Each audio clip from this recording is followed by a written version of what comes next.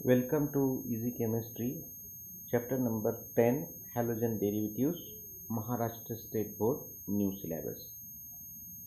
Dear students, आज हम aryl halides के इलेक्ट्रोफिलिक सब्स्टिट्यूशन रिएक्शन में जो सबसे इम्पॉर्टेंट रिएक्शन है जिसका नाम है सल्फोनेशन, इसकी स्टडी करने वाले हैं। तो सल्फोनेशन में एक्चुअली सल्फोनेशन की मीनिंग क्या है कि addition of sulphonic acid group in aromatic ring. जब एरोमेटिक रिंग में से एक हाइड्रोजन हटाकर उसकी जगह पर सल्फोनिक एसिड ग्रुप ऐड किया जाता है तो उस रिएक्शन को सल्फोनेशन कहा जाता है। अब सल्फोनिक एसिड ग्रुप क्या होता है, तो SO3H ग्रुप को सल्फोनिक एसिड ग्रुप कहा जाता है और सल्फोनिक एसिड ग्रुप हमको सल्फ्यूरिक एसिड से मिलेगा। तो देखिए यहाँ पर आपको सल्फोनेशन की रिएक्शन बताई गई है कि क्लोरोबेंजीन का फॉर्मूला है, बेंजीन रिंग है और क्लोरो उससे डायरेक्टली अटैच है क्लोरोबेंजीन, और इसकी रिएक्शन हो रही है सल्फ्यूरिक एसिड के साथ। सल्फ्यूरिक एसिड यहाँ पर फ्यूमिंग है। तो फ्यूमिंग सल्फ्यूरिक एसिड का मतलब होता है कि ओलियम, यानी कि ये डाइसल्फ्यूरिक एसिड होता है। तो डियर स्टूडेंट, यहाँ पर हीटिंग करना है हमको, हीटिंग का सिंबल डेल्टा है। अब आपको देखिए यहाँ पर दो प्रोडक्ट्स नज़र आ रहे हैं, तो दो बार आपको एरोमेटिक रिंग नज़र आ रहा है, इसलिए हम यहाँ पर रिएक्शन को बैलेंस करने के लिए क्लोरोबेंजीन के दो मॉलिक्यूल्स लेंगे। तो क्लोरोबेंजीन के फॉर्मूले के सामने हम 2 लिखेंगे, ठीक है। और सल्फ्यूरिक एसिड के भी हम दो मॉलिक्यूल्स लेंगे, यहाँ भी 2 लिखेंगे।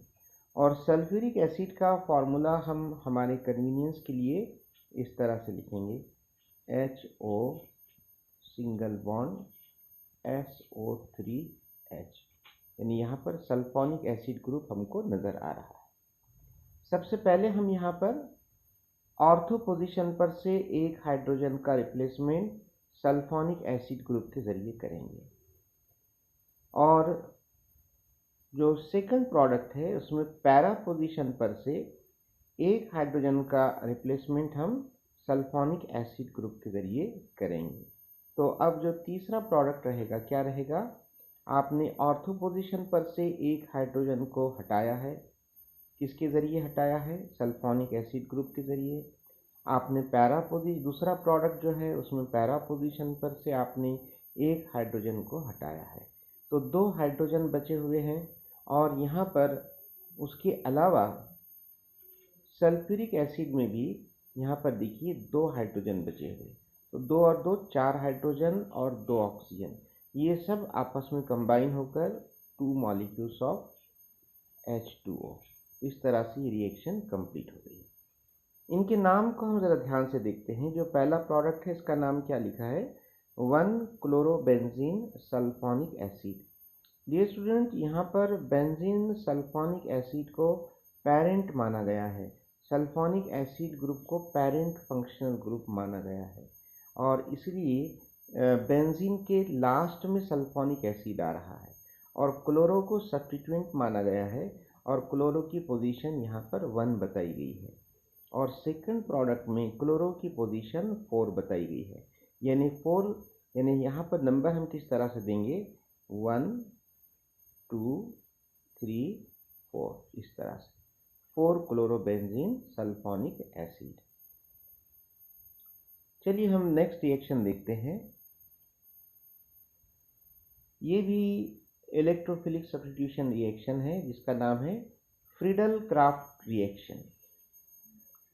तो फ्रीडल क्राफ्ट रिएक्शन असल में इसके 2 टाइप है, एक है फ्रीडल क्राफ्ट अल्किलेशन और दूसरा है फ्रीडल क्राफ्ट असाइलेशन। तो पहले हम जो है अल्किलेशन की स्टडी करेंगे और उसके बाद असाइलेशन की स्टडी करेंगे। It is carried out by treating hello Erin with alkyl chloride और एसिल क्लोराइड। जब अल्किल क्लोराइड हम यूज़ करेंगे तो उसे अल्किलेशन बोलेंगे, और जब हम एसिल क्लोराइड यूज़ करेंगे तो हम उसे असाइलेशन बोलेंगे, in presence of anhydrous AlCl3 as a catalyst। तो देखिए यहाँ पर रिएक्शन में आपको नज़र आ रहा है कि क्लोरोबेंजीन की रिएक्शन हो रही है CH3 सिंगल बॉन्ड Cl यानी कि मिथिल क्लोराइड के साथ। तो फिलहाल हम यहाँ पर अल्किलेशन कर रहे हैं। Alkylation means addition of alkyl group in aromatic ring. तो in presence of anhydrous AlCl3 ये रिएक्शन हो रही है। अनहाइड्रस का मतलब होता है without water. Anhydrous means without water. तो ये यहाँ पर ये विदाउट वाटर रहेगा, ड्राई रहेगा AlCl3, और इसका रोल क्या है, ये it act as a catalyst. तो अब देखिए यहाँ पर दो प्रोडक्ट्स मिल रहे हैं, तो दोनों में आपको बेंजीन रिंग नज़र आ रही है, इसलिए हम क्लोरोबेंजीन के कितने मॉलिक्यूल्स लेंगे, 2 मॉलिक्यूल्स लेंगे, यहाँ पर 2 लिखेंगे। और इसीलिए मिथिल क्लोराइड के भी हम 2 मॉलिक्यूल्स लेंगे, यहाँ पर 2 लिखेंगे। ठीक है, तो देखिए सबसे पहले ऑर्थो पोजीशन पर से हमने एक हाइड्रोजन कम करके उसकी जगह पर एक मिथिल ग्रुप रखा है, और सेकंड प्रोडक्ट में हमने पैरा पोजीशन पर से एक हाइड्रोजन हटाकर उसकी जगह एक मिथिल ग्रुप को रखा है।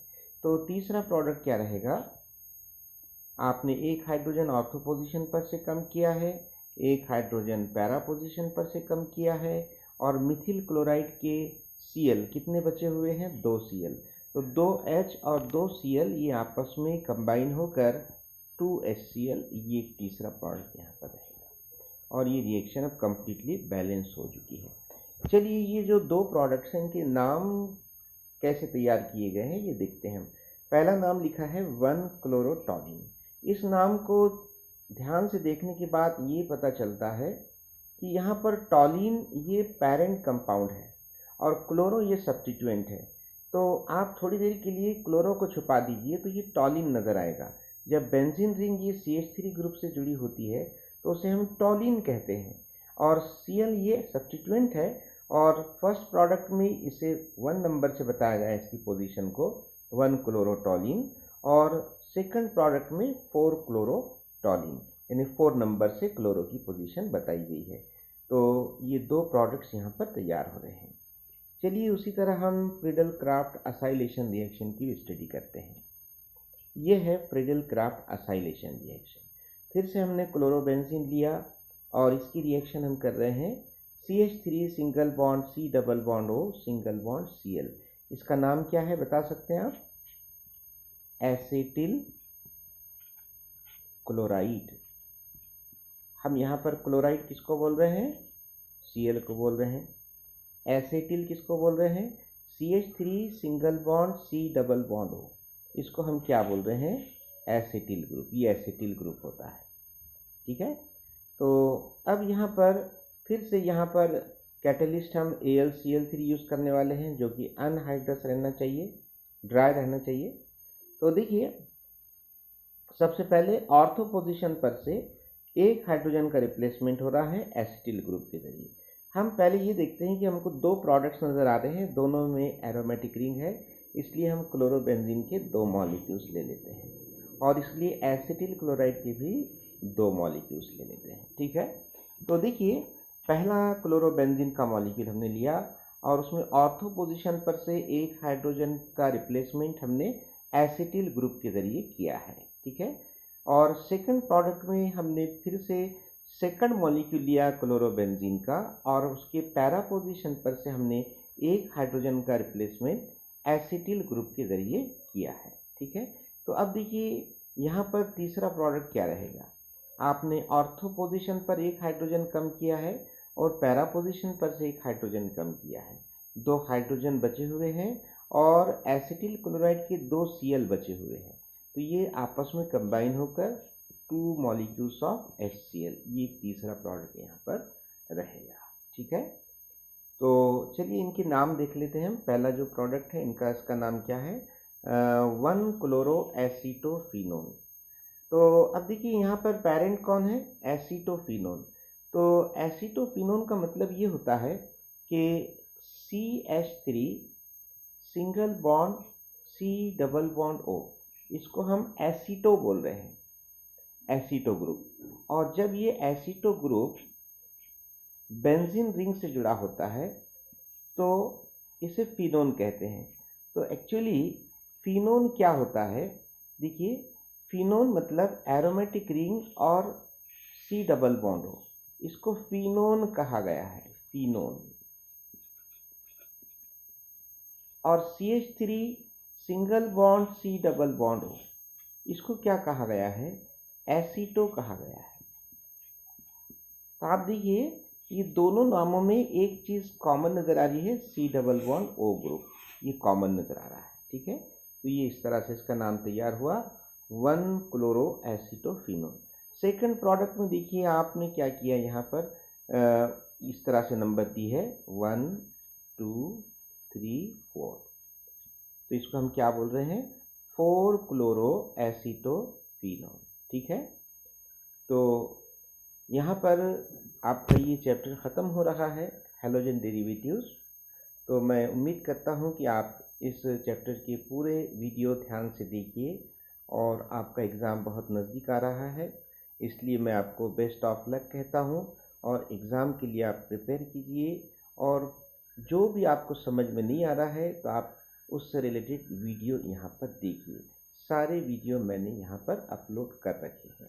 तो मिलते हैं हम एक नए चैप्टर के साथ, जिसका नाम है अल्कोहल, फिनॉल और ईथर।